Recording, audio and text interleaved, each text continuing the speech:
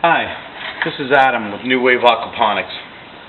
I received a few emails on how to make the alcohol burner stove, and I thought I'd take the time to show you how to do it. It's a very simple process. The things you're going to need is denatured alcohol, a ball canning jar, which by the way, this needs to be the Elite series. If you just get the conventional series jars, the problem is, and this is a training aid, the burner will not fit in it. So you want to buy the Elite series. Some 1/4-inch wire mesh, and for tools you'll need a marking pen, a small screwdriver. I used a number 55 drill bit, but any drill bit in that close size range will work just fine. Number 55 chucked up in my cordless drill, perfect. A small piece of paper, some sort of way to measure, and of course matches. So the first thing you're going to want to do is make the burner. So using a 24-ounce energy drink can, which has a resealable lid, you're going to want to measure the overall height of your jar. In this case, I want my burner to be approximately 3 inches tall. Again, I'll refer back to the training aid.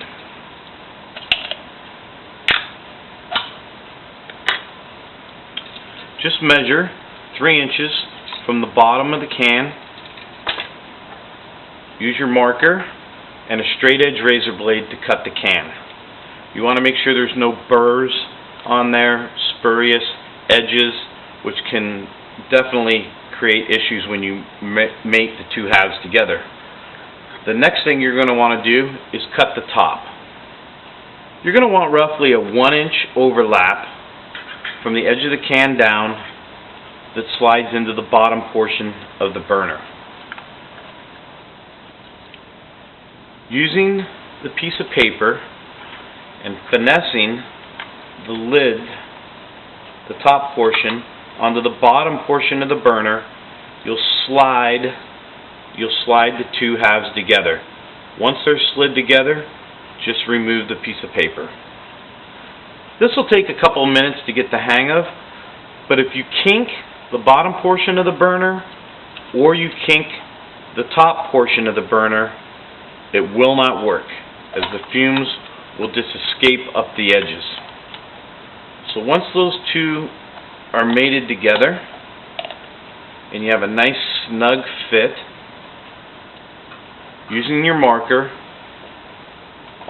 mark 8 equally spaced locations. I just marked 4 locations and then in between those 4 using my Sharpie.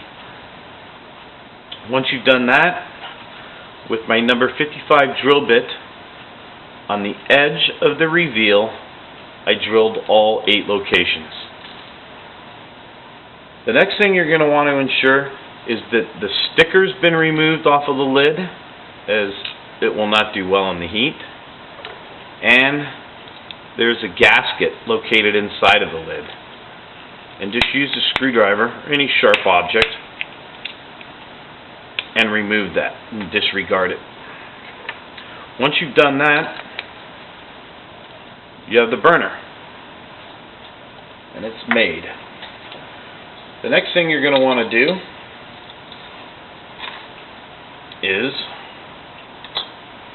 use the lid that came with the jar, place it on your 1/4-inch wire mesh, mark it with a Sharpie, felt pen, and cut that shape out. This is going to give you the grate that you need to set things on. Once that's done, remove the lid from the burner. I place roughly 1 inch of denatured alcohol inside of it. Place the lid back on it. It does not have to be tight, just snug. I place this inside the storage / holding container and slightly tilt the burner on its sides. What will happen is the alcohol will run through the holes and into this ridge area. Once you have a small amount around that ridge, just using standard household match, light the burner. Now, because alcohol has a clear flame, it will not show up on the video. Once the burner's lit,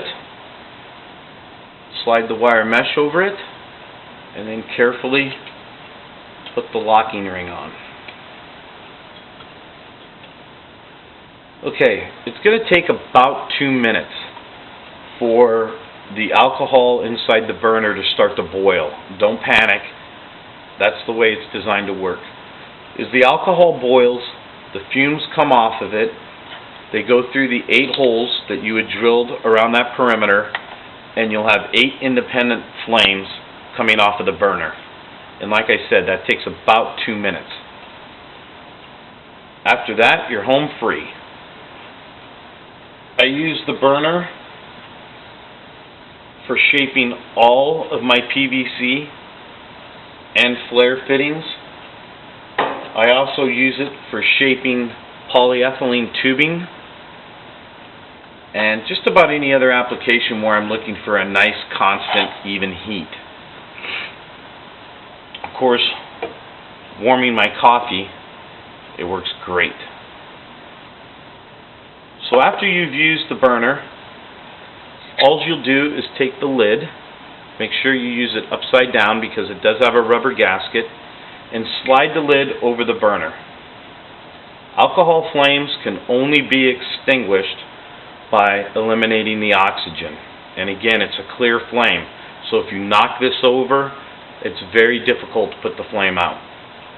Once that's extinguished, I just remove the lid.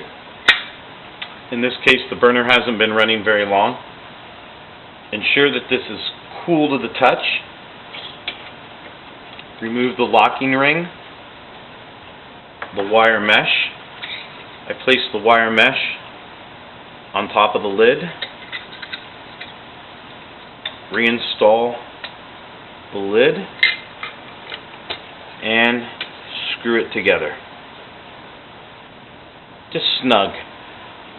The nice thing about the jar is that it minimizes the vaporization of the denatured alcohol, so you're not having to pour the alcohol back into the storage can. You can just leave it inside the burner. And you're good to go. So there you have it. The homemade denatured alcohol burning stove.